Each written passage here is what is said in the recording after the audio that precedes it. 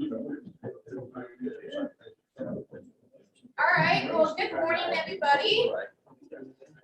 Thank you guys for coming out this morning. I know we've had a lot of acreage in our area getting impacted by the armyworms last fall. My name is Caitlin Barthol. I'm the ag agent here in Marais. I'm housed out of this office. We also have Brian and Rod Schaub. Brian is the taller one, and Rod, wow, this morning's gonna go great. I'm the old one. He's the crop production. Oh my gosh, sorry, livestock agent for Frontier. He's housed out of Osage County, and then Ryan is the crops agent in Frontier. He's housed out of Garnett, and we're gonna have another meeting like this down in Garnett tonight too. We are Zooming. Hopefully Craig and David can hear us just fine. We are Zooming and recording this meeting. So if you guys can't remember what we talked about or next week or still have some more questions, we will have this recording on our website next week. So if you guys need that as well. David is the agent up in Meadowlark District. And then Craig is agent out in Midway District, which is Ellsworth and Russell counties. And so they are zooming in with us today, and it kind of shows how far and wide these armyworms traveled and how much damage they did throughout the state. Couple of quick announcements. If you guys need the restroom, we have one restroom down out this back door. To your right, to your left, there's one restroom there. Or if you need some more, we have some out this door down the hallway. And I'm going to turn the presentation over to Bruno. He is our Southeast agronomist, and Bruno, I'm not even trying to pronounce your last name. You don't get that wrong. Are you okay with Bruno? Okay. You can go by Bruno as well. So good morning, everyone. Thanks for being here today with us this cold morning, this winter in Kansas, which is my first one. I never had a winter before. I just moved from Brazil last year, just to keep you guys, on the same page. Hopefully, I will survive. I'm doing great. So far, so good. We call this event today Brome Roundtable. It's because we want to hear you guys as well. We think that's important to understand your needs. It's important to understand what you'll be seeing in the field, to try to come up with good solutions. So we were talking before, and we know that all of the solutions we are talking about today, we request some money. So it all depends by the end of the day of how much money you have to spend and how much money you will to spend to recover your errors. We're gonna have two moments today in the morning. I will start with a kind of overview about Brome, where numbers you have, options you have, seed rates, planting dates, things like this. And then Caitlin will be after myself with some of the pictures we have in the field. How can we identify if the Brome are dead or alive? And then we go to the third part of our morning where we go all together discuss unique situations or things that you have in mind, thoughts you have, and all together we should come up here by the end of the morning with some ideas of what you can do with what we have been talking. Okay. I want to have a quick start with you guys here showing our last year numbers about what we have in terms of acreages for Brome in Kansas. And you see that, where we are, the dark is the red here, the greater is the number of acres we have. Here in Miami County, we have almost 6,000 acres of Brome. So in these counties where we have a lot of Brome, yes, we got a lot of calls since. When did you get your first ride? You mentioned it was in the first week of August. Yeah. Since August, we have been receiving a lot of calls from these, well, I'll say the north part of the Southeast region. As Caitlin told you guys, I'm the Southeast. I'm located in Parsons, in the Southeast Research and Extension Center. And my title is what they like to call Southeast Area Journalist. So I'm covering 25 counties here in the southeast corner of the state. And that's the reason we are here kind of interested in this area, because we know we lost a lot of ground last year. And we want to discuss with you guys what we're gonna do. Hey Bruno, hate to interrupt you. Yeah. The Zoom isn't on presenter mode. The Zoom is not. Thanks, Craig, to let us know. We wanna. We're not sharing the screen with you. Well, yeah, it's supposed to be. They want to stop share and try again.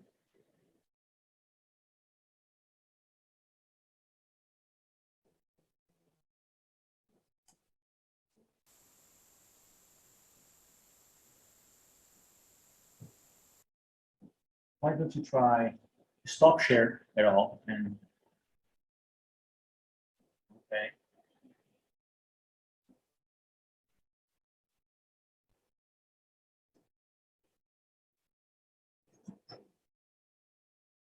Can you see the presentation now, Craig? It's still on the oh, what do you call that? The home where you see all the slides on the. Okay, so you are in the right place. Just project now. Let's see if he's really able to see. Did you get the presentation mode now? It was briefly, it was on presenter mode, but now it's back to the home screen. Huh.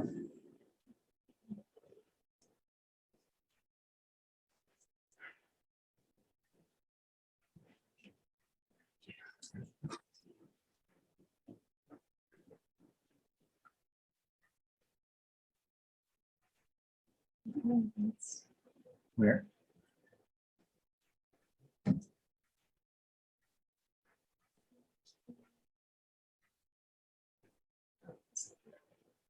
No.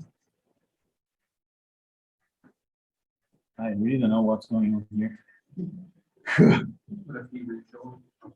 Craig, can you see that screen?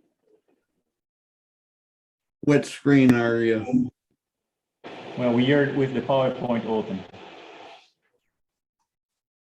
Yeah, I see your PowerPoint open, but it's not on presenter mode. So when I go to the presenter mode,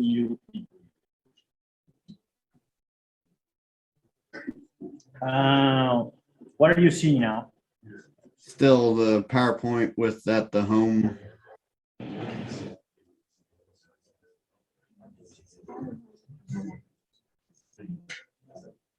It should be here.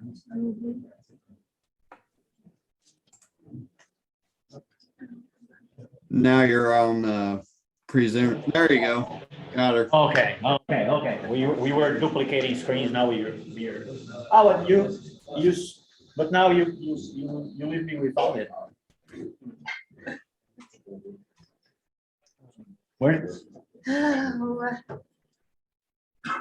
We need to.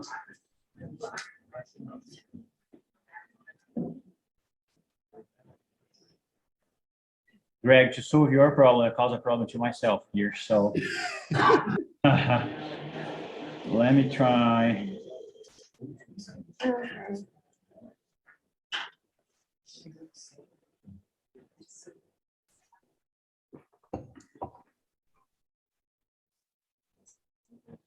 How do you switch it? Get it back.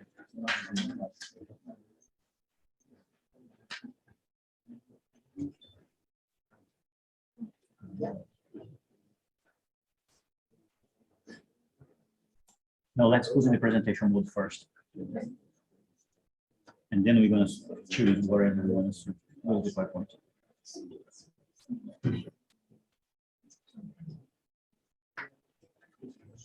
Presentation mode. Oops. Oh, now that's that way. That's correct now. And now I will choose if I want to share the screen, and I will see on the screen too. So can you see? Craig, are you in the presentation mode? You're good. That's good. Good now? Okay. Yep. Okay. Excellent. So now we got it. Sorry about it. So we have two agents with us here on this room, so I'm just gonna share with them. So I already talked with you guys about, now I lost my. That's too much comment. You wanna see it? It's going on? Yep. Okay. Oh my gosh. I will turn it off and do it with you guys without it. So you already know that we have a lot of acres here. And as we are what we consider the zone 3, so this part of the state, the planting dates for Brome here will be in the fall and in the spring. And we also have recommendations for the winter. But I would say that fall, August 15th through September 20th would be the most common and the one we most recommend. You can do it in the spring, yes. It will be between February 15th and April 1st. Probably some of you will consider it for the next spring.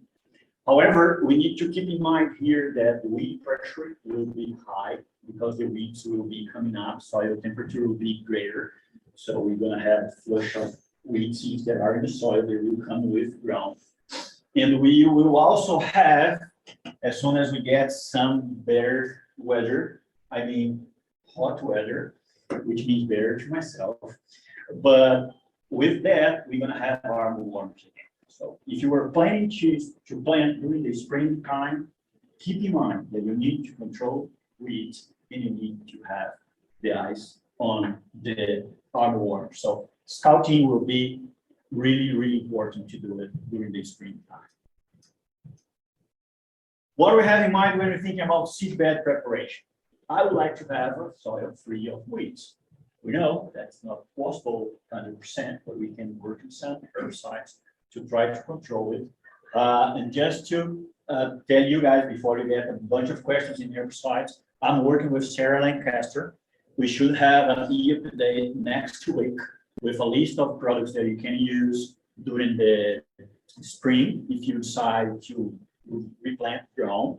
And if you decide to, that you're gonna waiting for a little bit to see what's going on during the spring and you're gonna plant during the fall, we'll try to come up with a list of herbicides that we can try to use to control weeds during the spring, summer, that will not affect you if you decide to plant them by the fall. So it should be online next week. We are talking about 10 to 15 pounds pure live seeds per acre. So you need to know those numbers. If you had poor seed beds, or if you're planning to broadcast it, we are talking about 20 pounds per acre.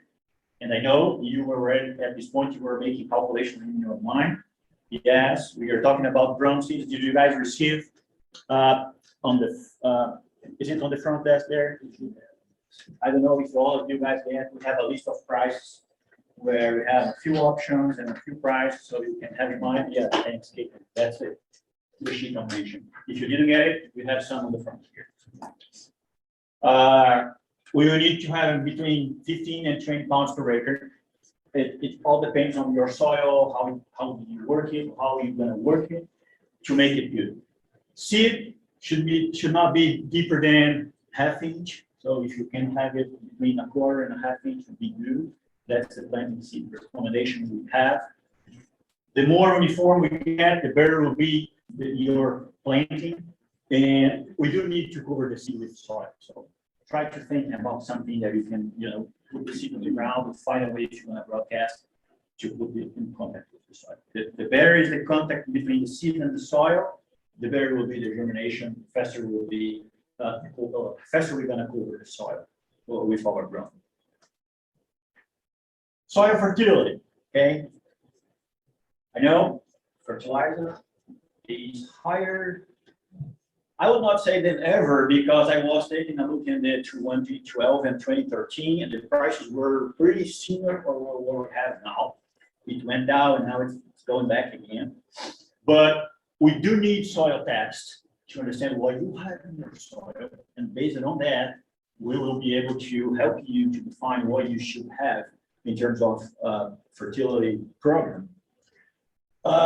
You can have in mind that we can grow Brome, and moderately acid soils. Okay, we can do it, but it does really, really great when we have it close to neutral. So we are targeting pH between 6 and 7.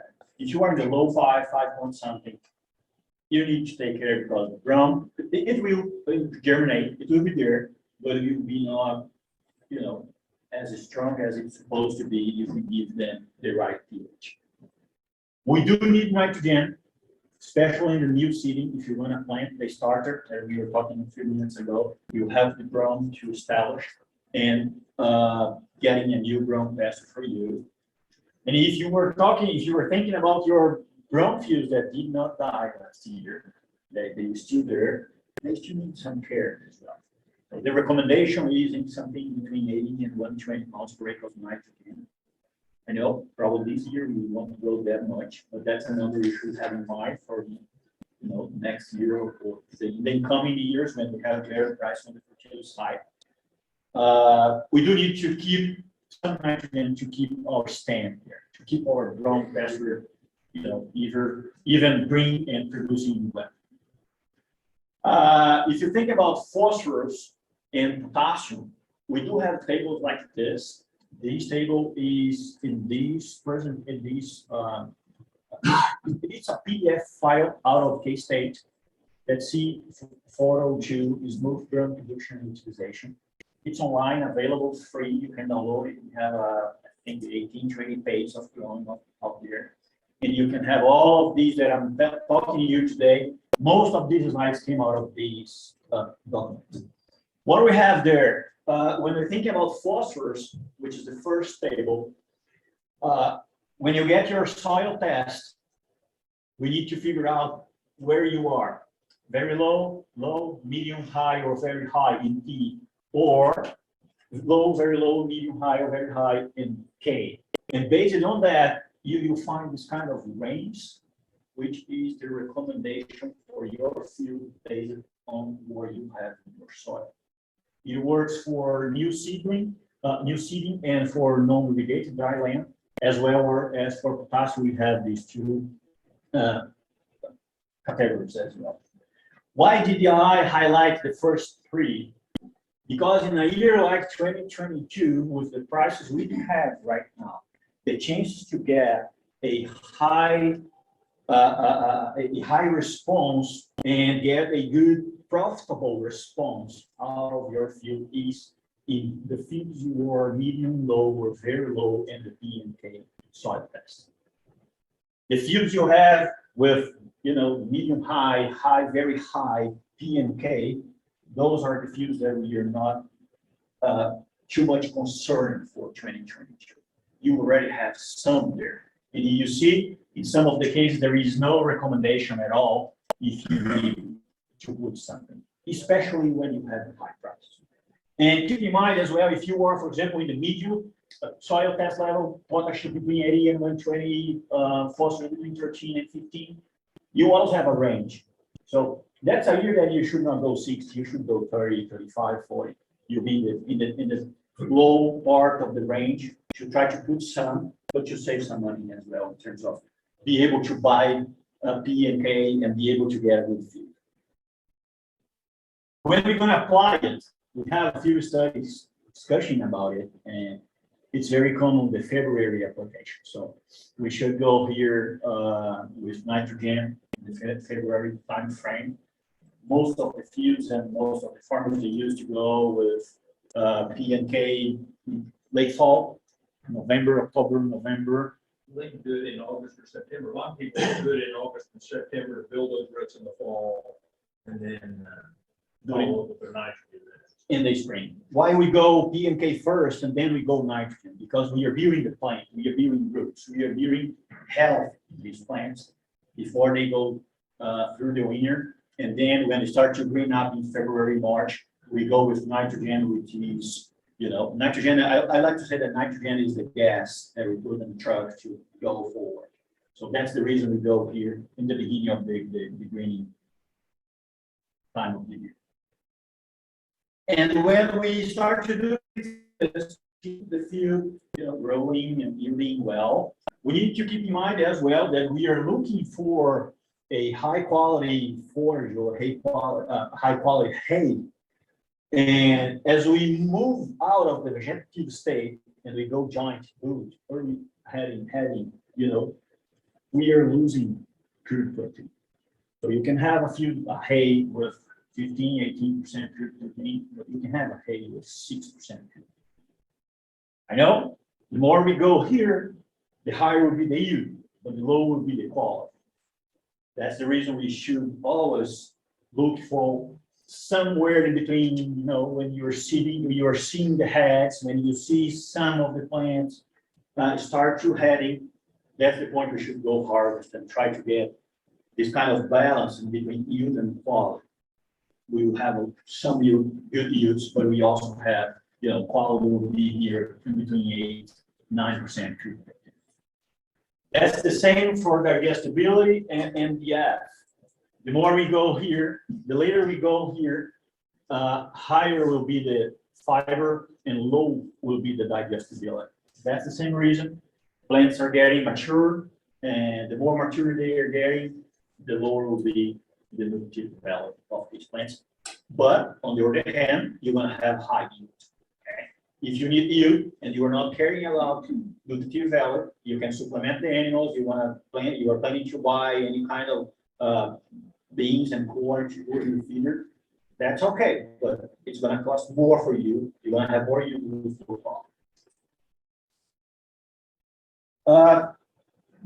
That's the first part of our conversation today in terms of, okay, if I'm gonna go plant Brome, those are the things I need to know. However, if you take a look at the same sheet I mentioned for you guys, you see that we have other plants that we can use. We are concerned about the seed shortage for this year. And one of you guys mentioned last week that you talked with somebody that tell us that probably we will not be able to buy all the Brome seed we are planting. Do you want to say something on it? I was at the Kansas Grassland 4-H Council meeting, and they said that at that point that we would probably run out of Brome seed prior to this year's Brome seed crop. Okay, so they said we will run out. They estimated there's only 30 to 35% of normal seed production last year because of the heat in the northern states and then southern Canada and over into Oregon and Washington. Great. So at this point, even if you are planning to plant Brome, we are not sure if you're gonna get it.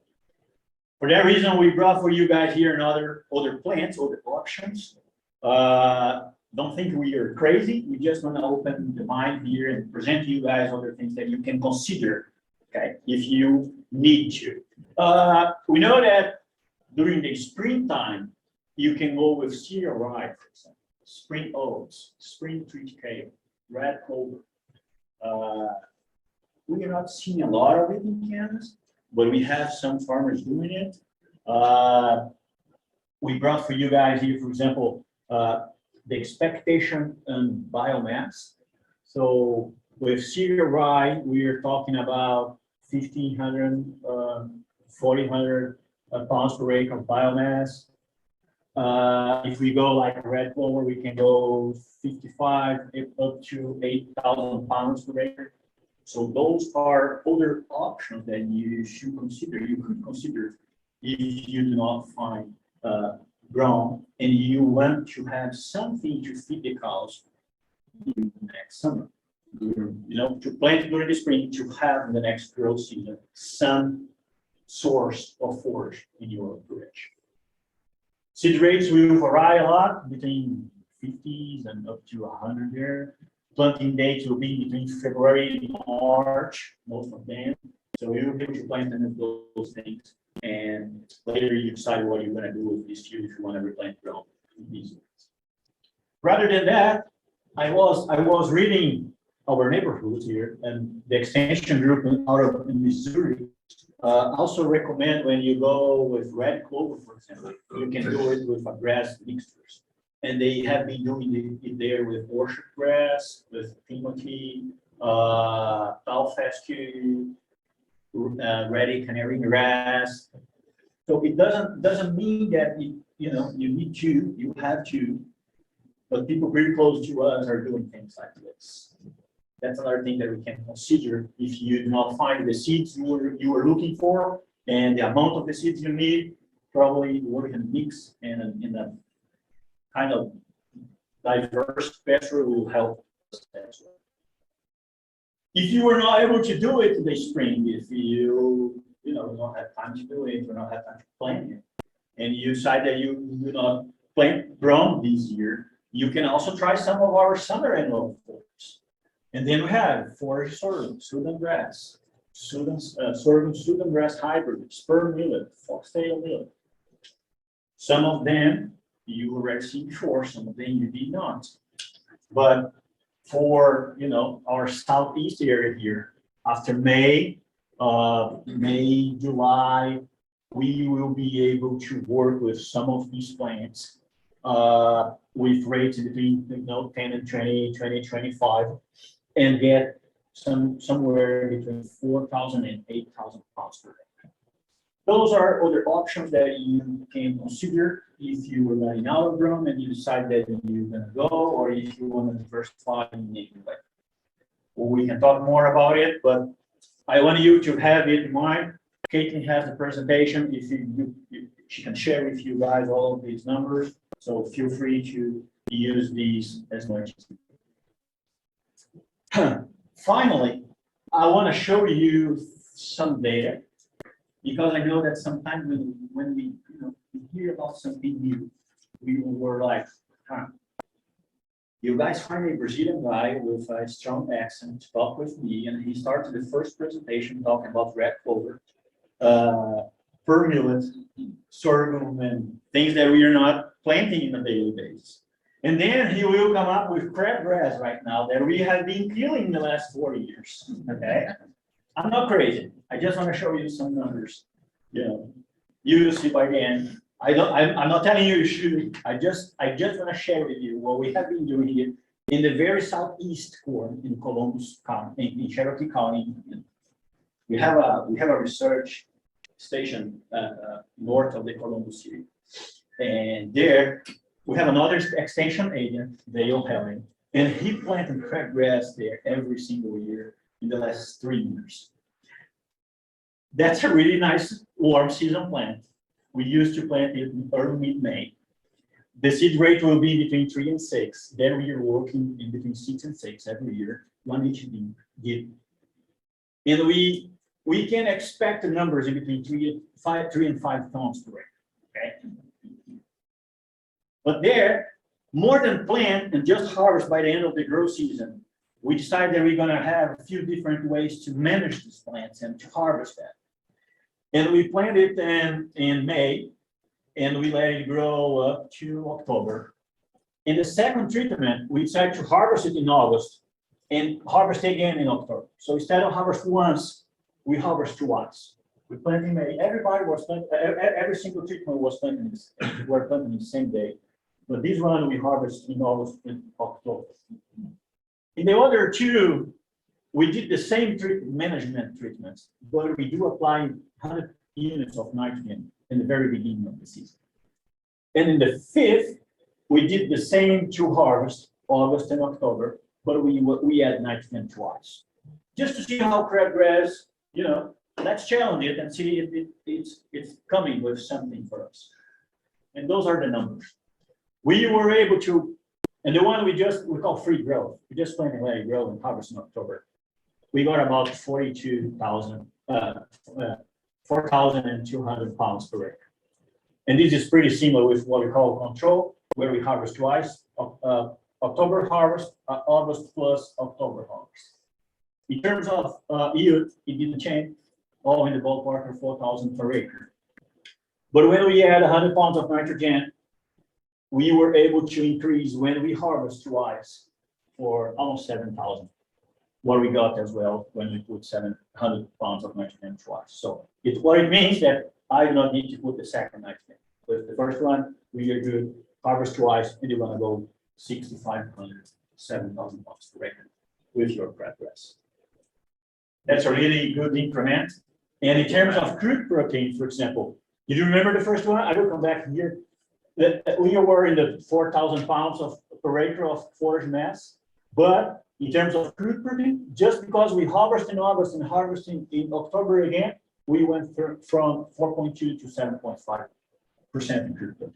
That's a 7% increment in terms of crude protein. If you're thinking about who's going to buy your hay or you're going to use that in your operation, how much supplement do you need in a 4% crude protein hay or 7.5 crude protein? That's a different amount for sure. When we add nitrogen, we end up with 8.6 when we harvest twice, and 11% when we put the second nitrogen. So in terms of yield, it didn't change much. It was pretty similar here, 6.7 and 7,000 pounds per acre. But we increased in 30% the crude protein. What it means that if you are selling hay and somebody is interested and pay you for quality, you can go with nitrogen again. But if you are selling hay and then who's buying that is just buying, it's just pay you for a bale of hay, they're not concerned about nitrogen on that and crude protein on that. If you're going to sell him 8.6 or 11%, doesn't matter. You cannot apply the nitrogen because you do not have the money there. Total digestible nutrients, that's the same game.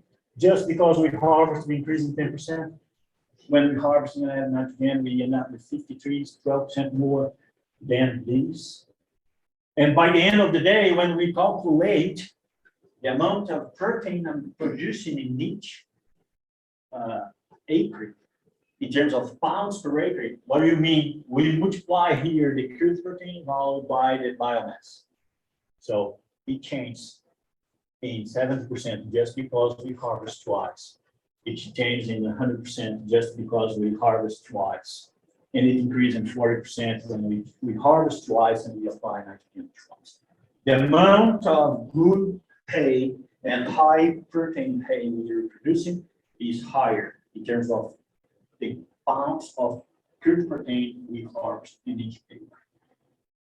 What is the message on that for me? That we could, harvest twice and increase everything. We could put some nitrogen and increase it even better. And if you find somebody to pay, if we work on a different market that people will pay for high quality hay, you can also harvest twice and put nitrogen twice. And getting back to our Brome problem, I would like to have numbers like this in a dead Brome field that we have for this year, instead of just be there, see and see what's going to be in this field, if it's going to be better or not. That's a possibility that you can think to have to work in something like this.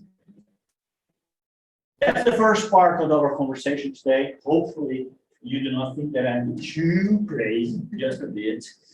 And we could have Caitlin show you some pictures of some of the fields we have been visiting and some of options we have. Do you want to add something? Well, is there any questions? Is there, yeah? This is Comments, questions, complaints? I would, yeah, preference. So at this, pull our first cutting, the second cutting, I want to leave it go to seed. So I got next year. No, in the second cutting, we harvest again. Okay, and then what do I leave? Yeah, we plant in June, Yep. in May, we harvest August, and we harvest in October. And then I've been reading if I can leave a And seed. then after October, we just left it there, and that's the third year of the trial, and it came back. Okay, then we'll come back to next year. Yeah. We were wondering about it because that's a kind of annual, Right. but it was enough to produce some seeds here around this There process. should be enough seeding left to keep it reseeded. We are in the third year and the plots are there. Okay, You were more than welcome to visit us if you wanted. Just let us know, we can. I've just been reading a lot about it. And Yeah. Just talks about leaving or letting that go to seed. When we started, we were kind of concerned. We're gonna have stand in the year following year, but we got it. After October here, we still have some warm days and some rainfall. It was enough to keep the stand there. And right now it's all brown, really, really brown. Right. But hopefully we're gonna go to the fourth year now and it's It's for 4 years. Yeah. Okay. Man, Have you done any studies on the crabgrass? Instead of cutting it for hay, you do it for rotation of pasture? no, in this area, we do not have fences or animals. So I'm not exactly sure how it does work. It would work. Would work? Yeah, it should work.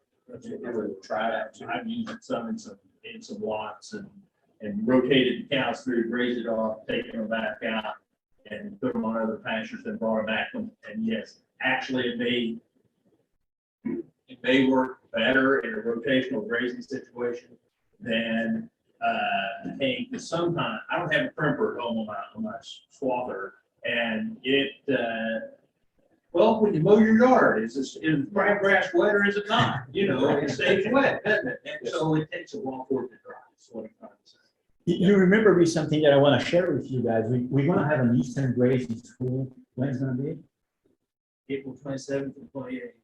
And we're going to talk about rotational grazing as well. So if you guys can, would be nice to share with them and they can put it in be there with us. Sir, you have a question?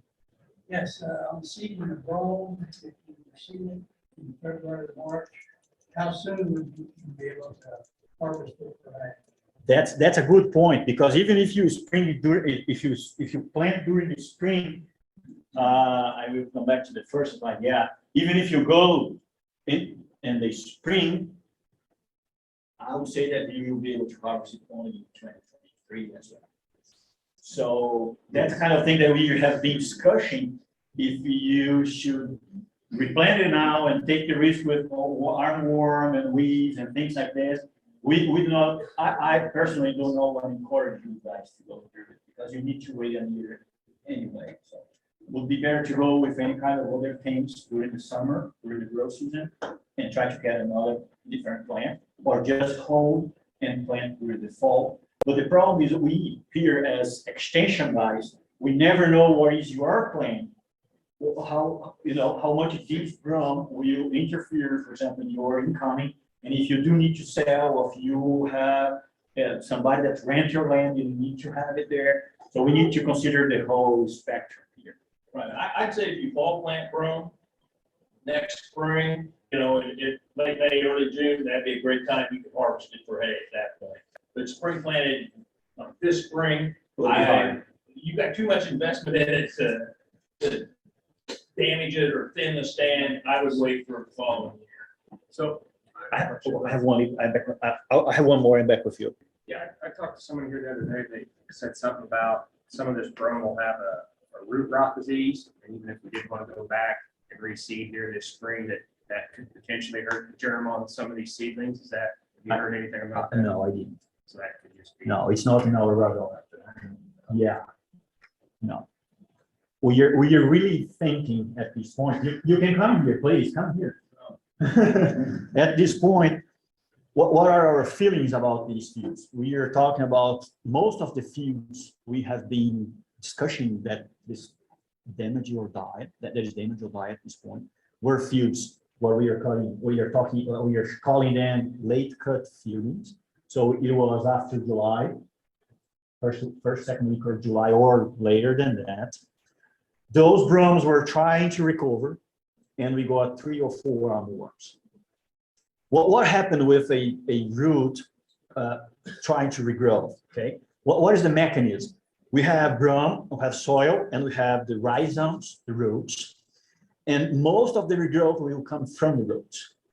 And the more the lower are the cutting height, the more you go close to the ground, the more these plants will need roots to use the carbohydrates that we have there to put a new leaf that will be, as a beautiful photosynthesis panel that will recover carbohydrate to the roots. That's the cycle. I need leaves to make energy to send to the roots, because when I lose the leaves, I will use the carbohydrates that are in the roots to get new leaves. And the Brome was trying to do it in the last spring, in the last fall, while armyworms were eating it, were grazing our fields. So our feeling at this point is we kind of drained the roots. We use all the reserves we have trying to put new leaves, and there was no time enough to replenish the carbohydrates we have in the roots. That's the reason we are seeing some weeds taking over, and the brome, and you will see patches, like you mentioned, in some places. Those patches, for some reason, they were not very damaged by the armyworms or things like this. Show the pictures, so we will have much more to talking. So yeah, we weren't really expecting this, and we really didn't have any warning, not from the south or anything with these armyworms. Because when they came up from the south, going back up, we have two different, I guess, species, if you want to say, that impacted us. We had the fall armyworms, and then we had the actual armyworms. The fall armyworms are kind of what really hit us and did a lot of that damage. They came up as moths from the south, and then laid their eggs in about 3 or so weeks, and then the larvae grew, and that's what really hit us hard, was the larvae. And then, I mean, they were tiny, tiny little things, and that's what was grazing on all of our brome. And as Bruno was saying, that brome got harvested, and it got harvested late because, well, we actually had moisture. And so that pushed us out of the field. We were finally able to get into the field, harvest that brome, and then it turned hot on us. And so, I mean, if we went back out and scouted, yeah, our brome fields were probably a little brown. We're not growing as much because we probably thought, hey, it's because we got some really hot temperatures. Well, it was just kind of that time frame. We got hot, those armyworms attacked, and we could have easily had 2-3 rounds of armyworms that came through, and they just pretty much wiped out the reserves that were left in your root structure. So this little presentation, Rod actually had our plant path specialist, Judy Omer, and then was it a grad student or another specialist? Another special. Chandler Day, they came out to a couple fields down in Osage, mainly to see, are our roots still active?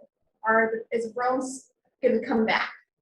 So they took some pictures, and we kind of conditioned or put these fields into a good condition field, a fair, and then a poor condition field.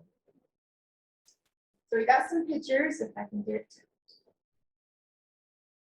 Man, now Bruno, you got me messing with it. There, okay. So this field, I mean, hopefully you guys can kind of see it. I mean, it's got some really good coverage. I mean, you can tell there's a lot of brown on there, but that brown at one point was growth back of the brome. So that's some pretty good coverage. You don't really see a lot of bare soil. You don't quite see a lot of weeds. So that's kind of what they put underneath a good condition type field. Now this picture is just looking down. It kind of hopefully gives you guys a better advantage. I mean, that's a lot of growth back left there. It's kind of got a good thick planting. Can't really see a lot of weeds that grew back into it. And so that's just another picture of what a good condition field is. So you guys can kind of see that's kind of what our good condition fields are supposed to be looking like. Now this is one thing that I thought was very interesting. They actually dug up a little small square of the soil, and this is something you guys can do to your fields if you're questioning if there's still active roots in that soil.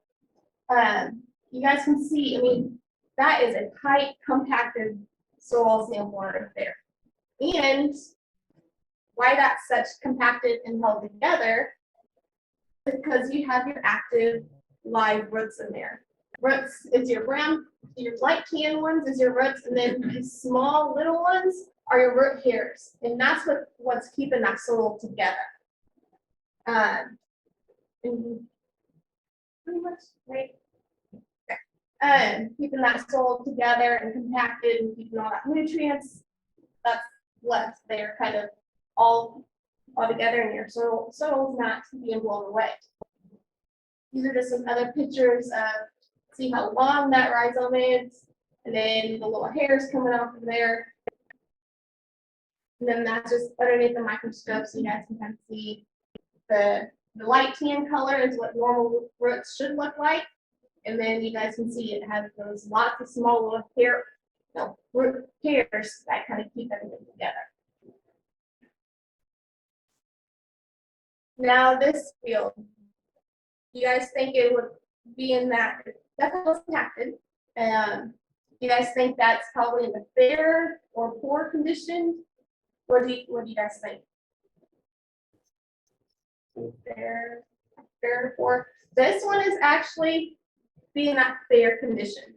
Because you guys can kind of see it did have some growth back. I mean, they took the pictures in December 21st. So everything had time to grow.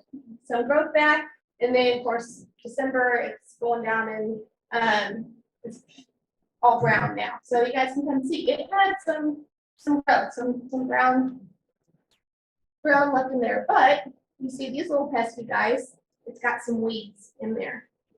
And then maybe some areas might be some bare soil. They're thinking, yep, those are foxtail weeds, what they think. So probably come this spring, this field will probably need to definitely be thinking of some weed control management. This is just looking straight down. You can kind of see some grass seeds coming through, but they weren't sure if those are the smooth brome or if that was maybe the downy brome coming through, the annual downy brome. They weren't quite sure, they couldn't tell. But they could also see that they had some tiny roots come up. Oh, is that a picture on that? But when they did the soil test on that, on digging up some soil, and with that good conditioned field, like the soil was about that far down and clumped together, then Rod said this soil was probably about that much soil was left on the roots. So you had some activity with those root hairs keeping that soil together, but compared to this with that good conditioned field down to about this much, yeah, you got some trouble there. And those plants that we seen up there, those grass plants, we actually sent some of those to the herbarium. And the people at the herbarium said by the leaf shape, they did not believe those were smooth brome plants. They thought they were Japanese brome or downy brome or cheat or one of the annual bromes rather than our smooth brome that we wanted to come back from seed. You know. And then they had this field. Rod said that when he walked out, he just kind of scooted his foot across it and dust went flying. So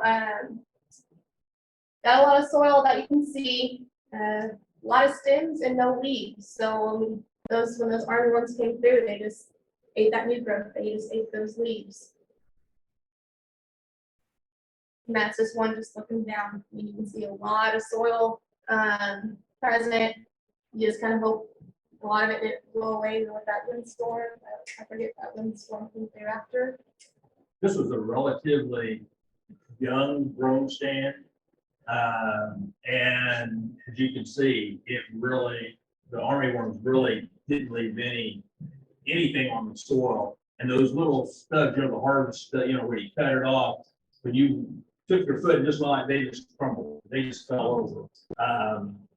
We'll show you some more pictures later that will show you some real evidence of root damage. That's just another picture of it. Ron, is that a different? Yes, that's a different field. So you can kind of see, I mean, this one's.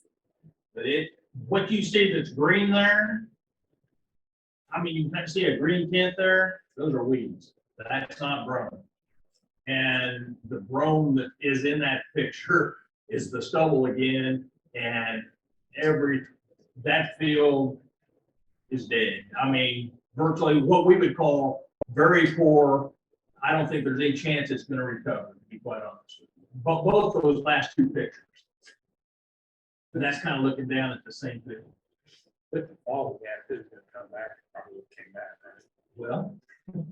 we would have thought that, you know what I mean? Because we had a church in, by Overbrook that seeded fescue in the fall and didn't put any additional moisture on it. The fescue came up and looked good. Why? What happened to our brome seed that if we harvested that late, what actually happened to the brome seed that was there? Should have been mature, but we sure didn't see anything come up. Did anybody see anything come up?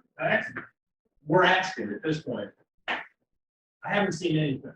And you had a dry spell in the fall, did that delay it from it still to come up this spring? That's my question. Is that viable seed still sitting there? I don't think so. That seed just, I mean, most of the time, we cut it, even if it's cut late, we get some fall growth back on. Cut it, you see, if you cut it late and you did shatter some seed out, okay? That round could have worked its way down through and maybe ended up in a windrow. We would have had more potential on the windrow land. If it didn't lay on top and it got hot and dry, even if it got a little rain this spring, if it got dry again, it could have just sat right there and died. Absolutely, it could have sprouted because we were, well, you guys know, we were hot in August. We did have a little bit of rain the 1st of September for a day or two, you know, and then it turned hot and dry again, and we didn't get our normal rainfall for September. So that's probably, if it did germinate, it could have died. Did that seed germinate and get hit by a second or third generation of armyworm? You know, like there's, that youngest grass would be most blush. I mean, that's what the one that we've been looking at. You know, we had, how many generations do we suppose we had? 3. I would say at least 3, because there was a spring that happened middle of August. There's one that happened about the 5th, 6th, 7th, 8th of September, and then because of the life cycle, and they have every 23 to 25 days. I'm pretty sure that there was another one about the 20th of September. Well, that's what. Okay, the last part of September. You think there are some of these later planted soybeans in every country? Is that where they were, I guess, like eggs and stuff? I didn't see as many of them this year in soybeans as in Osage County, we had this problem about 5 years ago, and they were in a late planted brome field, and they moved into the soybeans, but they started in the brome, and they were trying to finish up, find something for it to eat. So When you discuss about it with the entomology guys, they will tell you that 2021 was around. So weather conditions were okay for them, but there is no such reason that we can tell you, okay, that's happened and then we got this. Sometimes it happens. We know that they are not going to try and do it again. So we should not expect next year because we had last year. They can be, but it's different for some insects that have it. They don't actually do it. We're not expecting that just because we had it. But fall armyworms do not overwinter in Kansas. They overwinter in the southern tip of Texas and the southern tip of Florida. Okay, and so they have to blow up here. The moths will actually blow up here. Now, I mean, not to go negative, but I mean, we could easily see armyworms. Armyworms can come back in the springtime. So that is one thing that we're asking. Just be on guard, be out there scouting in the springtime, because armyworms can come back in the spring. But kind of the ones that hit us in the fall were the fall armyworms. This is kind of some more pictures. I think we have more pictures of, or examples of the soil compaction, not compaction, but the active roots, keeping that soil there together. So that'll tell you if your brome is active still somewhat alive. This one, you guys can see that's definitely from that good condition field. You got a lot of old leaves and some old growth present, as well as some new growth there. The next one, this still the same. You guys can just see, I mean, everything's holding together. So your root system, your root hairs are still active, holding things together. compared to these two over here. I mean, there's really not that much growth back on there. It's probably picked it up, it might disintegrate because nothing's active, that those roots here aren't active and holding everything together. Can you guys see a difference? Oh, these were all from the same field. And so the one on the right, of course, that was, I'm assuming, where it was harvested early. This field didn't all get harvested at the same time. Okay? And then the top one, there's more foliage there. And when you come down to the bottom one, there's very little actual leaf material there. And so that's something to look for. I think the next picture will explain The soil depth held together. Okay, so the top ones are the two bad ones, and the bottom one is the good one. So what happened here, that picture just got turned this way, okay? So the top left, that soil is only about that deep. Okay, it's held onto the roots are only held on, holding about that much soil. We've tried to dig this deep, okay? But when we lifted it out of the ground, a lot of that soil just fell off because there's no roots that hold it. And so the top left only has about 1.5 inches of soil. The top right has about 3 or 3.5 inches of soil. And then the bottom one, of course, has maybe 5, 6 inches of soil that's held on there. So it's the root hairs that are holding that. And when the plant pathologist looked at the roots in all these samples, okay, because Caitlin said that we went to 2 or 3 fields. We went to not 10 fields, okay, and we dug several different places. And the top left, which only held this much soil, had no live roots in it. The one that was top right, it did have some, and if you look, you can kind of see a few little hair roots in there.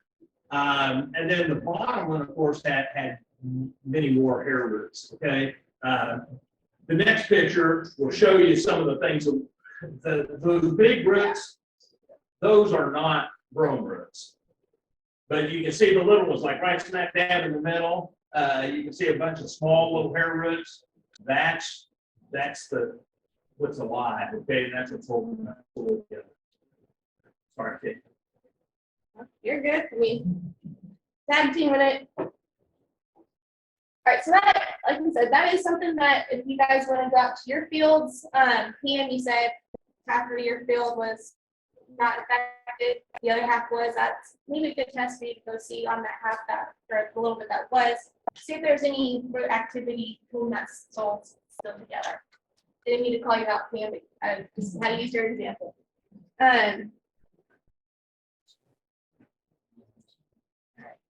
That's that. So we'll open it up to questions. I guess, yeah, this will kind of open it up to the roundtable discussion. So if you guys have any questions or anything you want you guys to ask, we don't have the magic wand, but we're going to try and at least help you guys out on getting some. Yeah, I think that was the idea, to share with you some of some of our thoughts on that.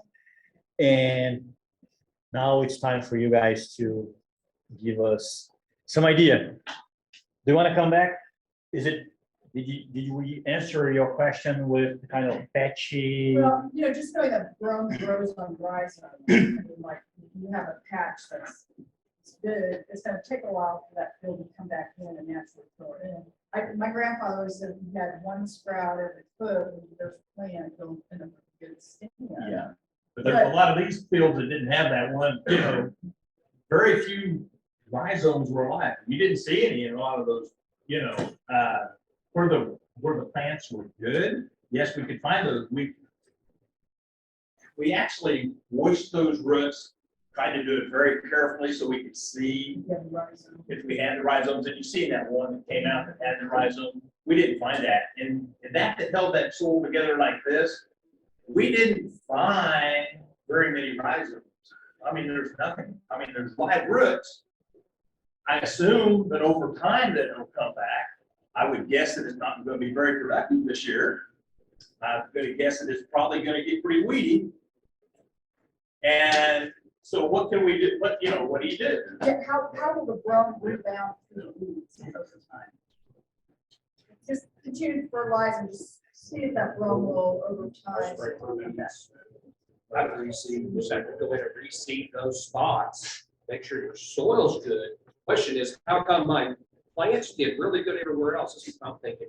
What's my soil like in those particular areas? Why didn't it come back? Or was that a different, I heard the different types of Brome seed out there, that you were referring to. Was those a different type that it liked better, or, why did it just, and I've seen it, we've got a couple fields too, it just kind of got certain spots, but there was a lot of native grasses and fescue and some other things in there, they went and got those, but that was, I understood that. But if I've got a whole Brome field, it's just the spots, do I have? It wasn't a different. I think so, that was just the way the Armyworms were pushing through. I think it was. Where they laid their eggs. Different or they just heights. started crawling around. Those feeding patterns, And back to your question, none of us have had very much experience with this widespread of damage that we had this year. That's a good point. 4 or 5 years ago, we had a few fields in Osage County that had this issue, okay? Back then, fertilizer prices weren't as high, okay? What we did, I had the northeast area Bronx come down. At that time, we didn't have any Bronx. Had Stu Donkey come down. And Stu and I worked with this guy, and we decided, let's fertilize it. Let's do everything. Let's fall fertilizer. Okay, let's do everything we can to see if anything's going to come back. And he did. And it was reseeded the next spring because there was absolutely no weed growth that came that fall. And rather than waste fertilizer that we put out there, they went in, they used that as a starter fertilizer then and reseeded in the spring. Now, when you reseed in the spring, you're going to hold off. So if you guys need hay this year, fertilizing or putting Brome out there may not be the answer. I'm not. I don't want to. Because you're not going to be able to hay this year. I wouldn't hay this year. And so, one of the things that was discussed at Overbrook, when we had this meeting up there, we talked a little bit about seeding clover and oats together. The idea there was, and maybe not kill. If you've got an area that's got Brome in it, we're not going to kill it. Let's go in and let's seed oats and clover. See if we can get an oat stand to come up. We can harvest oats off. About the same time we're going to harvest the Brome. Hopefully then the red clover will come up. Maybe you can get cutting a red clover in August, when typically we cut it then. And then we can decide the seed costs cheap enough that we can go plant Brome then. Or do we want to just leave it in clover and harvest a Brome clover mix, and hopefully some of that Brome that is in that area that only has this much, holding this much soil mix, some of that Brome will come back. And then maybe if it doesn't, or if it does, depending on, it's going to depend on, each field's going to be different, than maybe going to Brome in the fall. That was just one of the things. that red clover's left, give me some nitrogen from that. It's gonna feed that little bit of brome that's left in there in 2 or 4 years. You'll have a big chunk of it. Yeah. I mean, I've seen it. And I've seen not armyworms, but I've seen white drones attack a brome field, and they'll kill a big patch out. Give it some time, and typically, I've seen some fields in Osage County anyway that have recovered from those without having to be reseeded. David asked. One thing that I want you guys to have in mind as well is we are not avoiding giving you guys straight answers, but every system, every field is a different field. And we need to put kind of layers of, problems and recommendations overlapping that, because cutting high, it's a factor. Soil fertility is another factor. Planting date and the date you harvest how much fertilizer you apply in the last few years. So all of it can create these paths. When we go through agri precision, for example, and we do as we were talking earlier today. Yes, I was working in a big field we have in Parsons, and we are taking samples in each acre. It's a 54-acre field, and we're gonna have soil sample in each acre. Just by sampling, I can tell you that in each acre you have different, for example, clay content. I got in a field in the north corner of the field. It was almost impossible to get a sample yesterday. When I go through, more on the other side, it was pretty easy. The soil cores good to go, and we're just sampling okay. So some of these paths can be also because you have different soil, because you have different clay content, because you have different organic matter, because the rhizomes cannot be as crowded as great as it would be in a place where for some reason your cutting height is every year kind of short. And instead of being between 2.5, 3 inches, you were harvesting up to 1 inch and a half.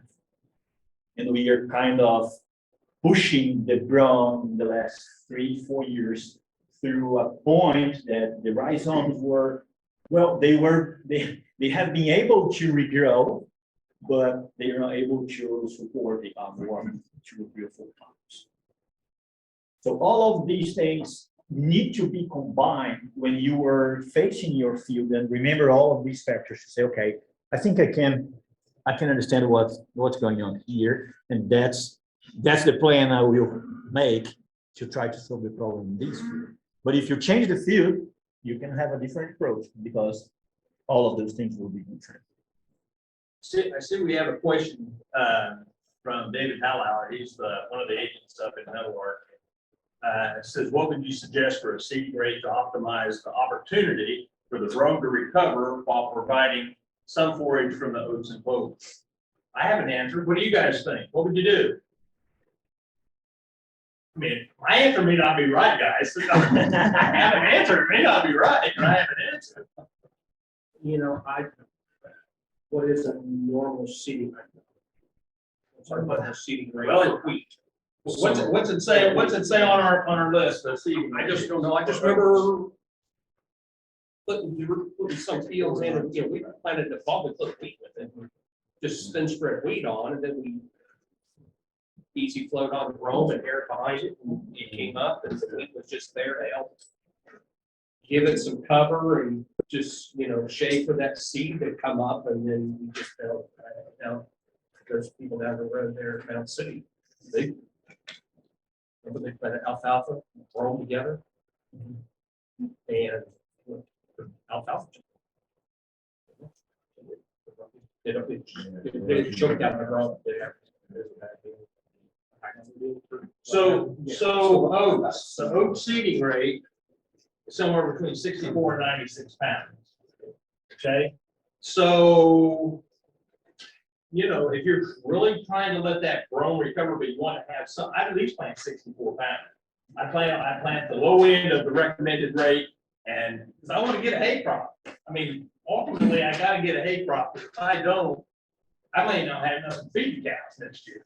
So it's important that we do that. And then I probably put on 8 pounds of red clover, 10 pounds of red clover. I put on the full rate of red clover because I want it to help give me some nutrients. So, I mean, for the Brome if it does live. So will that clover stand keep the Brome from recovering? I mean, will it shade that out and cause you issues? So I think we'd be more apt to shade out the clover than we will the Brome. Yes. And the old red clover you have, the recommendation would be 1.5 pounds per acre if we are interested in faster. So it gives us up. And it doesn't need hardly any cover. I mean, we talk about just spreading Just clover seed in the winter and just let the trees and fall cover. So we're not. You can cross seed. Yeah. David, do you have a question? Yes, if I fill the Brome broadcast, Harold, you know, saying just from a big Harold, that soil contact.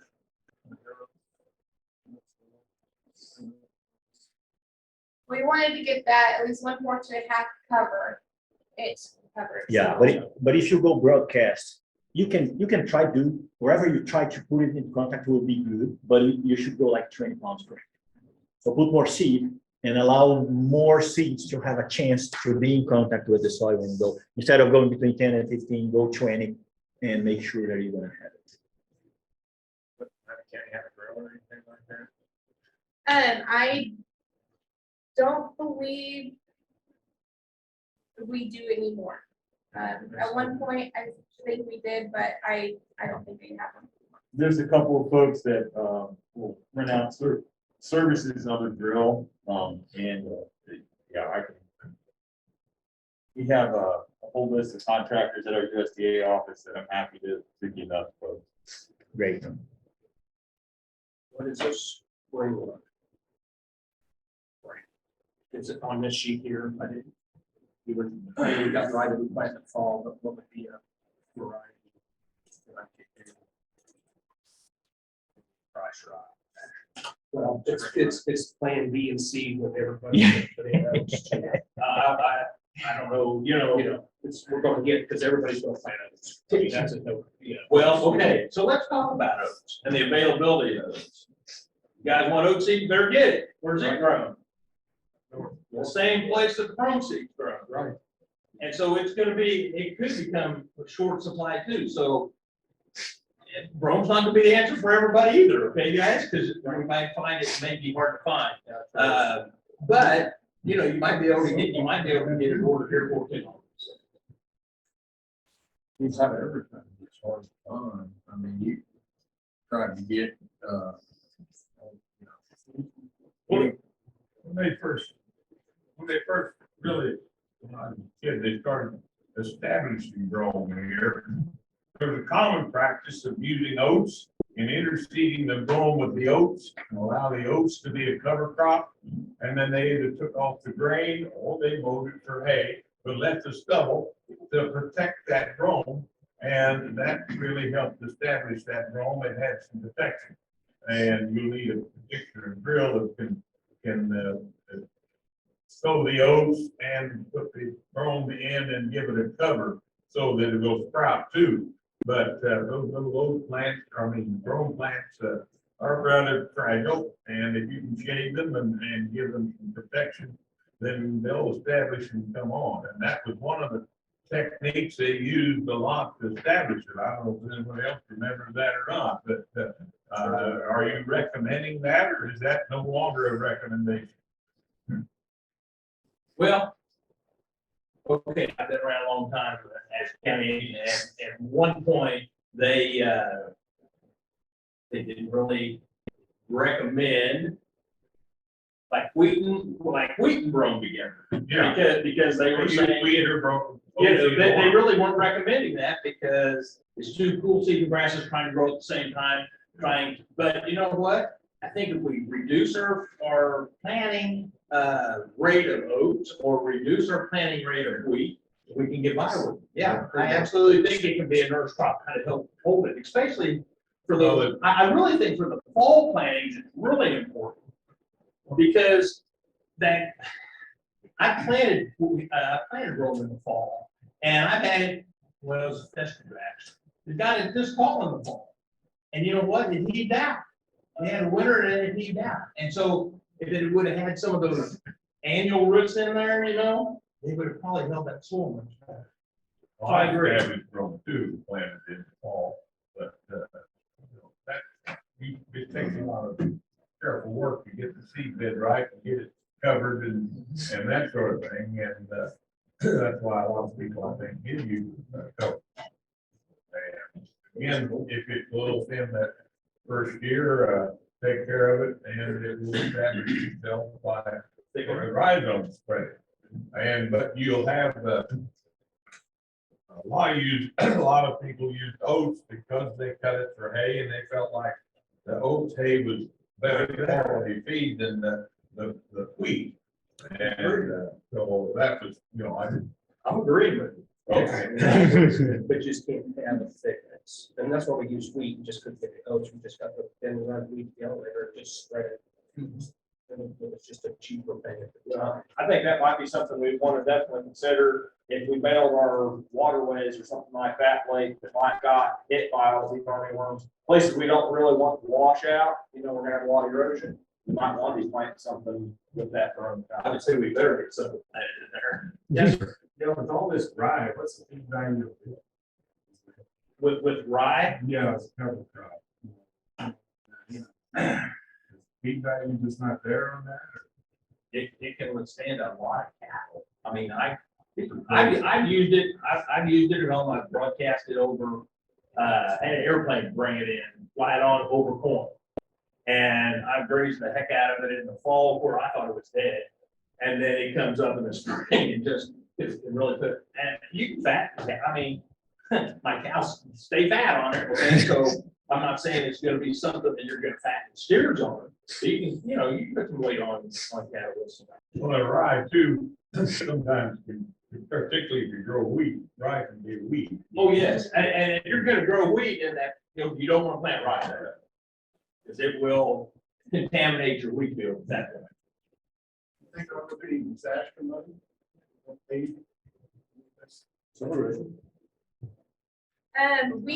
I had a program here last night, and one of the attendees actually, works over at an FSA office, over in Iowa. And I asked her that, and she said as of right now, she hasn't heard anything, so no. Talking mine in Anderson County, they tried and they blocked it anywhere. You saw that clover and oats or one or the other. Compare it with the like the common alfalfa. Price about the same. Pros and cons one way or the other equal. I would be concerned. Small, okay, alfalfa plants require a lot of daylight for them. And I'm afraid if you get too much grass growth, and not enough daylight, I'm afraid the small, any small lagoon seedling can die. It doesn't get small. So I would be, that would be my concern. You went without the oats. If you went without the oats, maybe you could, yeah. Yes. So I've talked to a lot of guys about this and travels that I do every day. A question that comes up every single time we talk about, obviously, is what are we gonna do for hay? Is it coming back? Everything you guys have talked about today, but something that goes with it every single time is it on the producer to pay for it? And then as far as cash rate goes, if we're gonna harvest 2 crops off of it every year, does cash rate change? You guys deal with a lot of people through extension and everything. What is the answer to that? There's probably not an answer, it's probably one-off deal, but I think every single guy I've talked to about it, that's the first thing to go to is who's paying for it, obviously, which I think it'll probably end up falling on us. No landlord's gonna want to out pocket grass seed or anything like that. And then if we're gonna put her to oats, cut the oats, follow up with crabgrass, cut the crabgrass, we're harvesting multiple crops off there. Is that changing our land rent?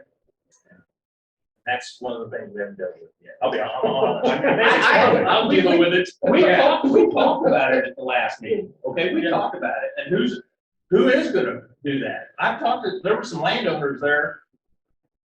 They didn't want to spend any money. Like, for instance, we You know, and so, but yet, on the other hand, if it's going back to Brome, it's gonna be a long-term crop, so it's kind of, the way I would see it. I've had guys present both ways as we were renting an established stand.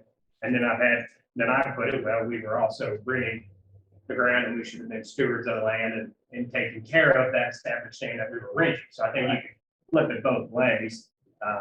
I just know like we've lost some ground as which it's nothing new. I mean, we're gonna farm it next year because have you saw the price of Brome seed and landlord goes, oh, I'm not doing that, you know, and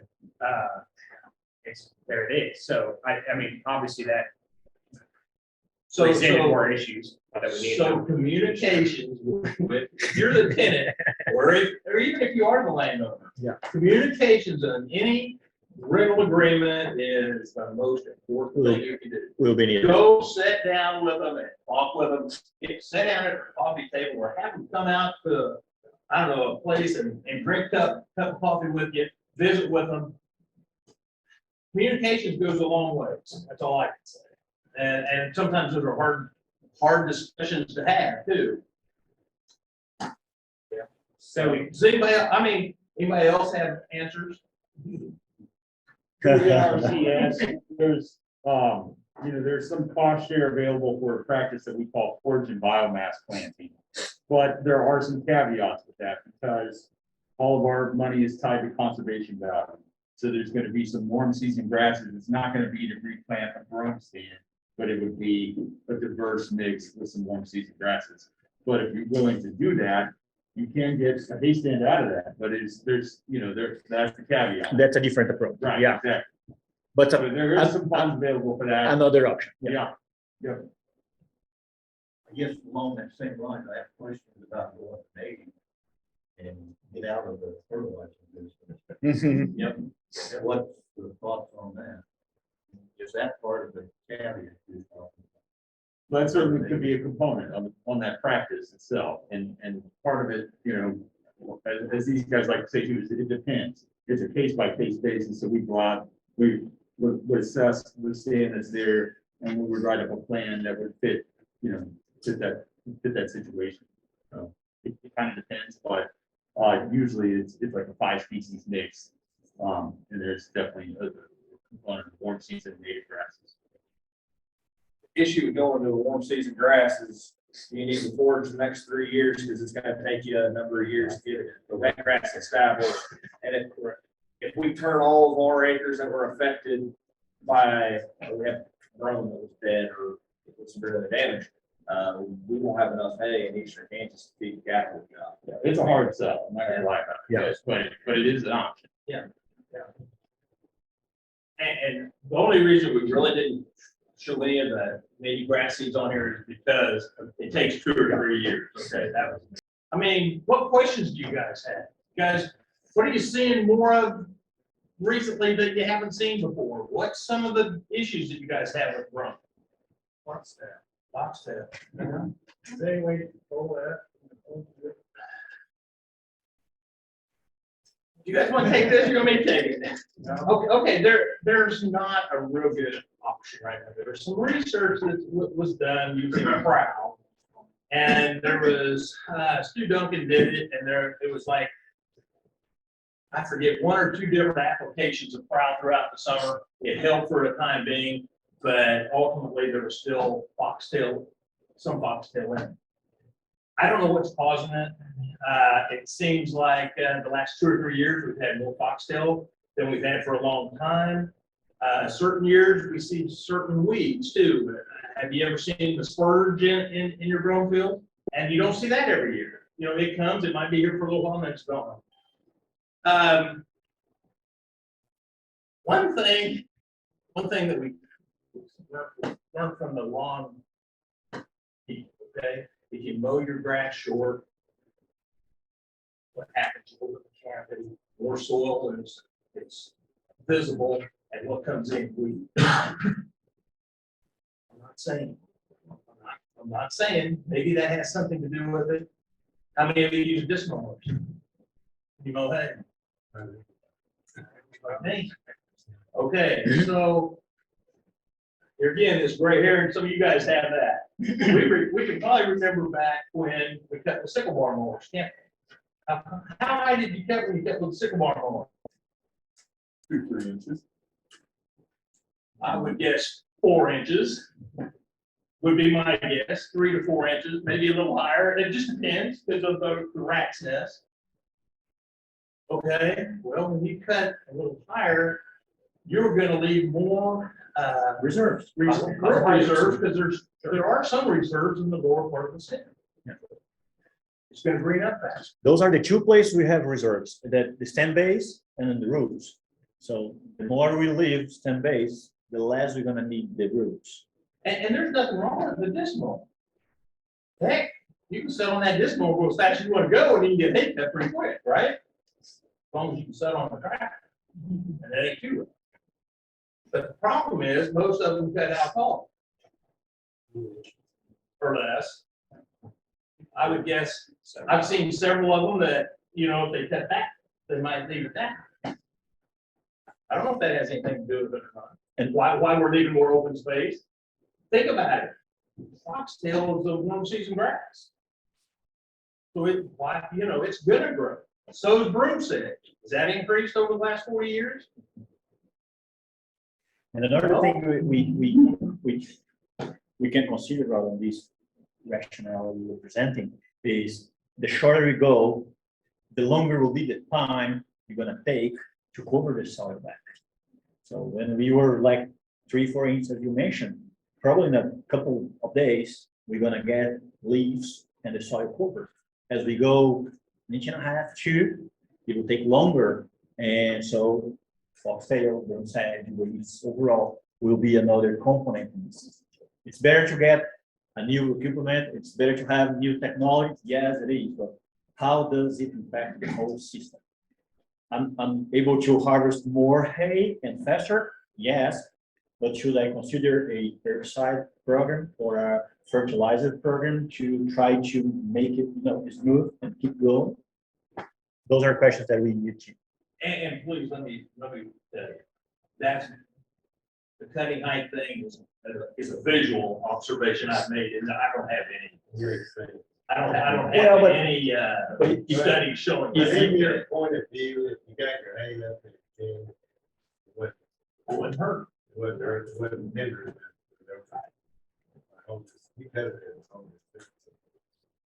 Just general. One of those fields that Caitlin showed. They didn't bother fescue at all. No, they didn't need fescue, it didn't need the broom sedge, it didn't need to need grass, it didn't need anything but the brome. Right, right. And one of those pictures, one that I think, one of the first ones had a lot of weeds in it. Okay, the first one that she showed that looked really good, that was cut in June. The one that had a lot of weeds in it, that was cut, I think was July 13th, I think is what he told me. The one that we went to that was completely dead, it was cut July 23rd. And I'm gonna guess that time period is when we really got it. So, yes, sir. Land Academy, we cut pretty much all summer. And there's 2 fields cut within 3 days of each other. Those are the only 2 fields that we had trouble with, even though they are 6 miles apart. What time of the year? It was about the first and second of July. That's earlier than most that I've. One was in Lynn County and the other one was in Anderson. And it looked like it just killed both. The only early cut field that I heard that had any damage, that they told me it was early cut studying. They said they were done by like 15th of June, so it was cut early. They went back and they put fertilizer on it. They were gonna run the cows on it for a little while this fall, so they were gonna get some fall growth on it. They fertilized it in the tail end of August, and lo and behold, they sprayed it at least twice because they said, "Oh my God, what's happening?" And they called me, and they actually were talking, but they called me, and that's what they were saying. So. That's the only one. But the fertilizer, see what it did was it caused that new growth, and it was mush, and that's what they went out there after was that new growth. So, other questions do we have? We saw the brome and the foxtail. I've got some fields of bluegrass about taking over, and some's got like a cheat and brome, those things. Yeah. When you compete in that environment to get back to brome, or you just fill it out? Well, there's a lot we don't know. How many, any idea how old that brome stand? It's an old stand, and it tends to get put up early. It has some pesky prefix with everything. Yeah. 40 years old. Yeah. Yeah, well, we've got a brome field right across from his house. And it was put in when I was a kid. I mean, so I'm 63, so it's probably put in when I was 10, you know, something like that. And I can remember that grass getting really tall, really good.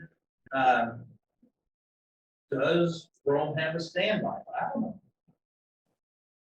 I don't know. You know, does it have a life expectancy? And by mowing it short of the life, I mean, if disc mowers have came around and been popular since the early nineties, mid-90s at least, probably most people have switched over. Have we reduced that life expectancy in the last 20 years, 25 years? I don't know. I don't know if we have all the answers, guys. We probably had this meeting today. You guys are probably gonna go home with more questions than you have answers. But the idea is we're trying to get you to thinking about, what you're gonna do, those kind of things. Where's most of this Brome seed grazing? Is it across the state or this part of the world? I know that you get in different parts of the country that variety can change a little bit compared to growing conditions, right? I mean, if it's in Georgia, it's gonna be different than we're seeing in this part of the country, right? Well, I mean, actually, they don't grow much further south than probably Fort Scott. Does anybody know? Too wet down south, not south. Because you put Brome on. Well, that's the map we have. We had Brome on some brick bottom, and I grew up in Franklin County, and it doesn't do very good on brick bottom. Our upland soil will out yield the brick bottom with the same fertility. So, and that has to do with because they stay too wet. So I guess with the price of Brome seed this year, we hold off, look at next year, is the price of Brome seed next year gonna be higher if with less Brome acres in the country? I mean, a lot, and where's it come? Is it coming out of like Rye? I know it's coming out of like North Dakota, Minnesota up in there. A lot of our rye production. So northwest part of the United States, Canada is where we get a lot of our Brome seed. And they've been drought conditions the last one. However, Ryan was saying that, tell them about it. So I talked to a couple of guys out of Beechner's elevator, or Beechner's down there in Garnett, and they said they go up a whole every year with semi, get about 50,000 pounds with Brome seed. They came back with less than a quarter of that.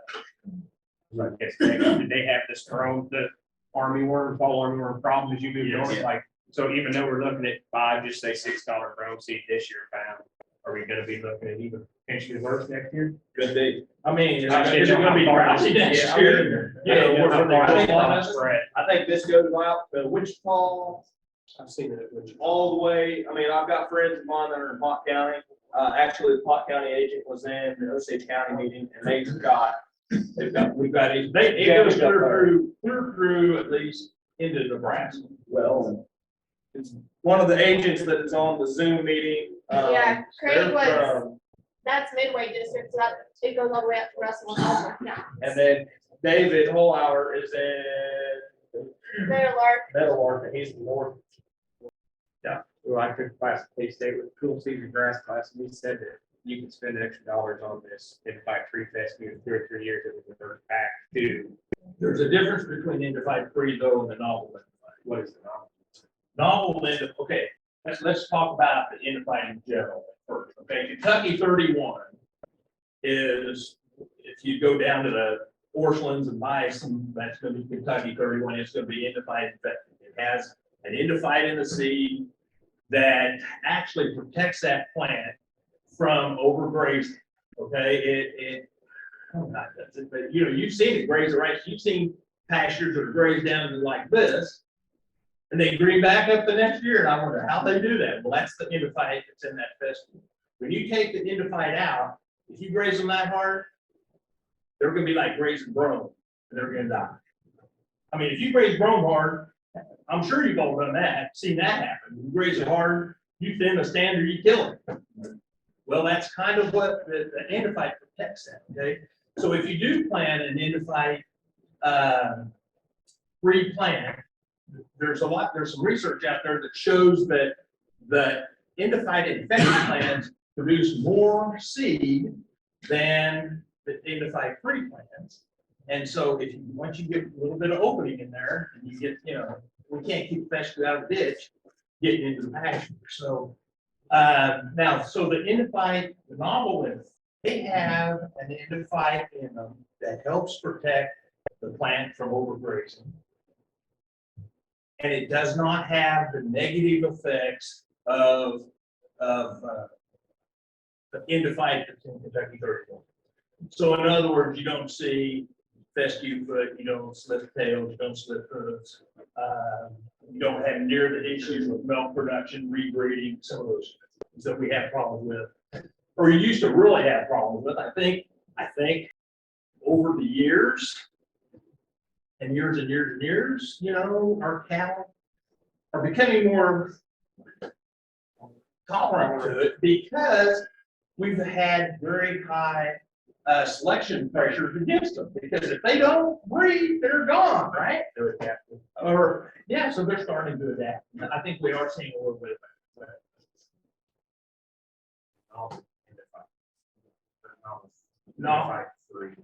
Novel indified does have an indified in it. It's just not, does not have the negative effects that indified infected Kentucky 31. But withstands grazing better than the 5-3. And there's several varieties out there. We have been kicking around the thought of just going in and broadcasting right local on Hart Ground, whatever's left out there. And then drag a harrow across it, kind of rough it up a little bit. What would your thoughts be on that? And when would be the best time to do it? Well, okay, I do rotational grazing at home, okay? And so I don't have a grill like, you know, like these guys are talking about. We do it typically in February. And we frost seed it. If you guys are doing it in a grazing situation, graze the fescue or whatever else you got out there, graze it short now. Get it short. Go ahead and broadcast your seed. If you put a little, let's say you put some 1846 on, you know, just kind of help get things going. That's fine. Keep the cows out there. And when you start to see red clover seedlings come up and they're about that tall, pull the cows off, put them someplace else, let the clover stand established. Sure. I have one last question. No. So with fertilizer prices this year, and we're going to be talking about spending more money on seeds of some flavor to get tonnage or quality or whatever you want to talk about to feed going for next winter. Obviously, in an ideal world, we pull soil samples, but there's a lot of farms that don't even know what that is. So, say you pull soil sample and you need phosphate and potash. As far as growth you see on top of the ground and root growth with oats or crabgrass or even going back to Brome, would you suggest spending your money on nitrogen, or would you suggest spending your money on phosphate, potash? If say you need it all, I mean, you need. So you're really low in all three. Just every low and everything, Right. Then I think you're probably gonna have to put on all. But maybe not to the full rate, okay? Go ahead. Let me step in there. Yeah. Bruno's question. I'm loving to hear you talking. He's the voice of the last 4 years. I need to learn. I've been doing that every week. If you go in a situation like that with low NP and K, you probably also will be low in pH. Okay, that would be the first thing I would take a look in the soil where you are, because as we have really high price at NP and K, probably lime would help as well. And lime, when you move the soil pH from 5.5 to 6.5, you make much more nutrients available. We change the plant availability of these nutrients in the soil. We're gonna have more health. Yeah, well, the nutrients will be more available for plants if you have pH 6.5 rather than 5.5. The nutrients will be more, how should I say it? More, more in the solution side and less in the clay. We chemistry change the soil. So the higher the pH, the more plant available nutrients in the ground. That's one thing we should consider. More than that, NP and K will work all together. Phosphorus, I would say, would be the first one that I would work with. I wouldn't go with a lot of nitrogen without have some P. So if we are talking about the soil, sometimes this year I already got samples like 2 ppm, 3 ppm in terms of P. There is no reason to put nitrogen in the soil with 2 or 3 ppm of phosphorus, because the plants will be greener. You see some better yield, but there is a huge limitation in phosphorus. And when we think it, if you think in a barrel, and you see that how. Those wooden barrels, they have staves on them. Yeah. And if that's one stage, if the barrel top's here, but the stave's down here, with Should be phosphorus, mine. you're only gonna get this much in the bucket, okay? So phosphorus would be the first one I would consider. And I agree with Rod, you should not go in the upper levels. You should use the range and stay on the bottom of it, but work in phosphorus, and then you go nitrogen and potash. That will be the order I use to recommend anything for you guys. And remember, lime, it will not work easier for you. Lime could take a year in the soil to change the soil pH. And you should not put all together, and should put lime together with phosphorus. It will complex the phosphorus in the soil, and it will be not available for the plant. So if you're gonna go lime now, you need to hold a little bit to put phosphorus and then nitrogen. Do you have a question? Oh, sorry. One thing I'd suggest too, is, guys, if the brome has died, we're sure that it's dead. We think that sometime in the next 2 or 3 years, we're gonna get it back. Let's take a soil sample. Let's get that done. Caitlin, is there a soil sample program over here? I mean, Yeah, so in Miami County, we do have a conservation grant from the Conservation Office that covers up to 10 ag land samples for free. So that gives, that Let's use it. provides a pH and P and K. And we have 3 soil probes that you guys can check out and use to help. So please take advantage of those. That's what Miami County does. Lynn County, I think the conservation grant covers up to 70% of the coverage. So I think you still have to pay $2, $3, or $4 a sample. So I can't quite remember that figure right now. And they have a couple soil probes down there to use as well. Brian, I think you want to talk on Brian? Anderson County, it's a 10-free one a year per landowner. So if you have multiple landowners, I'd put it in their name. Because that way you get the benefit of that, but it's $3.40 the same thing. And remember, you're going to spend that amount in a field that has 20 acres, 25 acres, 30 acres, and it help you to save a bunch of dollars in terms of anything. yeah, if you know what you're having to put on, Yeah. you this year especially, you can save, you can save yourself some money rather than just going out. Yes, now my guess is though, how many of you routinely put on phosphorus? Good, because that's not necessarily what happens every place else. Yeah. Okay, so with that being said, you guys try to shoot for optimum yield. So we put on nitrogen, phosphorus, and potash, right? Putting sulfur on? Who put sulfur on? Occasionally. That's good. I think, was there research done over here? You guys could probably tell me, was there some research done here in, About 15 years ago. about 15 years ago where if you put on 10 or 15 pounds, if you're short, you could actually get like 1,200 pounds an acre forage. Guys, that sounds like a pretty good deal to me. If I'm already putting this out there, if I can get an additional, even 600 pounds, 700. What's the cost per acre? It's relatively cheap. I think it used to be like 30 cents a pound. Now, I don't think it's actually. Compared to everything else that I'll do. Like 10 pounds. I don't know. You didn't see much advantage. Really? Other than color. Well. Yeah, I would guess it boosted your protein too. And my guess is Well, I've done it at home, and I have gotten considerably more hay off my hay ground than Dad did when he was alive.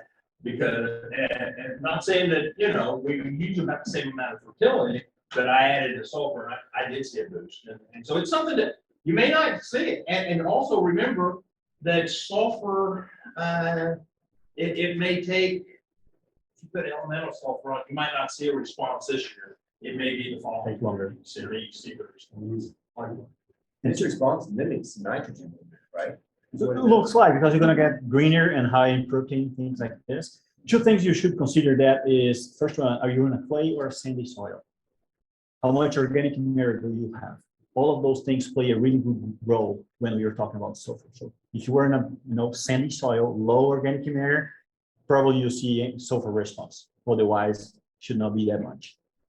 And if you go sulfur, don't take a 0 to 6 soil sample to figure out what you have there. You should go 18-24, because sulfur, again, has a really good interaction in the soil, and roots go deep and get sulfur up to 24 inches. It's very mobile, and I don't know if the other thing though about sulfur is it's going to vary considerably between you and many. I mean, Yeah. if you did a soil test there and I did a soil test here, it's going to vary a lot in that area. So it may be hard to actually sample and good information. How many pounds? do they- Somewhere between 10 and 15. Most. But if we grid sample, we don't know. Yeah, and again, It's still so mobile.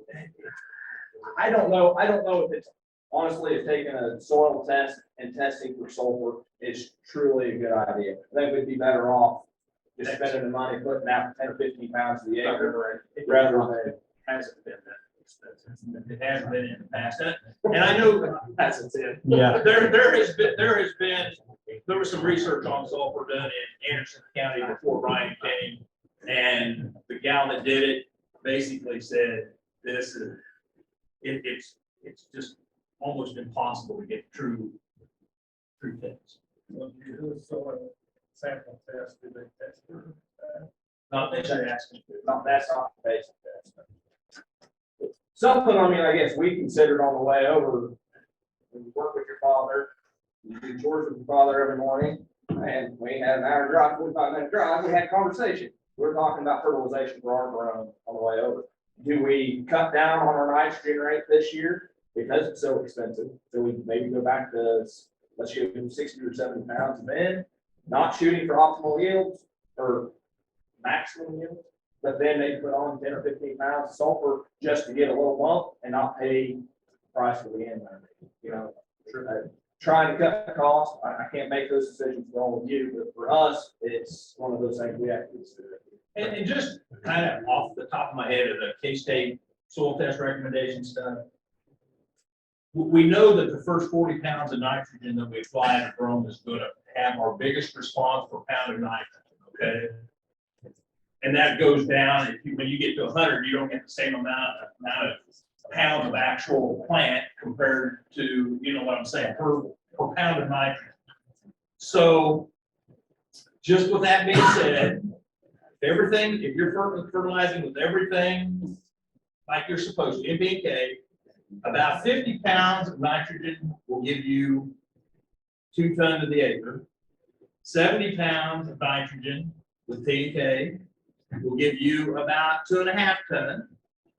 And 90 pounds of nitrogen is going to give you somewhere, could give you up to 3 tons.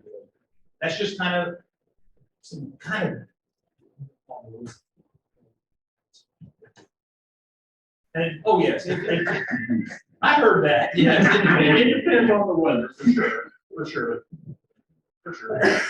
my thoughts on nitrogen is do not cut too much. I was in the corn school yesterday in Parsons, the day before yesterday. And most of the guys in the corn side, they want to cut a lot of nitrogen as well. And when you go to the curve, especially in corn, that is very high response. If you cut too much, the yield will go down more than, you know, the profitability. So in the Brome, it's a different ballpark, it's a different situation, whole different thing, but when you think about, C4 planes, which all of those are, we are talking about, you can go, if you were going, I don't want to give you a number, but if you reduce like 15%, 20%, probably a good thought for these year, rather than cut in half, 30%. I wouldn't go too much close to a half. I'll try to be in the first quarter. I would use more Ds this year. That's one thing that I want to finish with you guys on that. We are closer to 11:30 here. We still have some time. Well, the next meeting will be at 7. If you want to go there, we can keep talking here. Well, I have the whole day on Brome today. But one of the really good thoughts we have this year, we have a trial just measuring how do you use it. And the recommendation is to go 0 to 6. But most of us, after you do it 40 times in the field, you start to go 0 to 4, 0 to 3, or 0 to 5. And by the end, you don't want to use it. And you want to come up the day after, as I am, like, the fingers are, almost black because I did it 200 times yesterday. So it's very, very important to go 0 to 6, because if you just stay 0 to 2, 0 to 3, you're going to have really high numbers. Because in the first 2 weeks, you have much more event there. You'll have much more nutrients available because we're cycling a lot in the first 2 weeks. So use it in the right way, the good way, because it can help you to make good decisions in terms of how far we can go with the prices we have right now. 0.6. 0.6. Most of these tables I show you guys today and the recommendations you're going to find in books, they will be based on 0 to 6. Like you said, in crop fields, it's not uncommon at all. See 0 to 3, you have twice the nutrients that the 3 to 6. It's not uncommon at all. And so, and think about this, guys. I think every inch of soil weighs like over an acre, weighs like 1 million pounds. So when you're putting fertilizer on, you want to go the same depth all the time. Okay, try to, Same depth. take a piece of, I take a piece of tape, Yeah. and wrap around that so I push it down the same depth. And don't do it in, do not dig 1 or 2 or 3 holes. Dig a couple, 15, 20 in each field at least. Put in a clean bucket, mix it, and send to the lab. We have the paper bags ready to go. So talking with your agent. These are the guys who can help you guys to do it. They have tools. It'll mess up your line of determination. If this is your field here and there's a road along this side, and you take a lot of plugs along the road, you're gonna have an elevated pH, okay? Maybe, I always tell people to do a Z shape or a W shape, however you want to do it. But don't take very many of those plugs within 100 feet, 200 feet, 300 feet of that of the road. You're gonna have.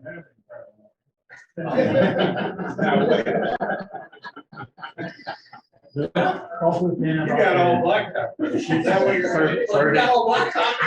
Right out to the ditch. I mean, he's got no.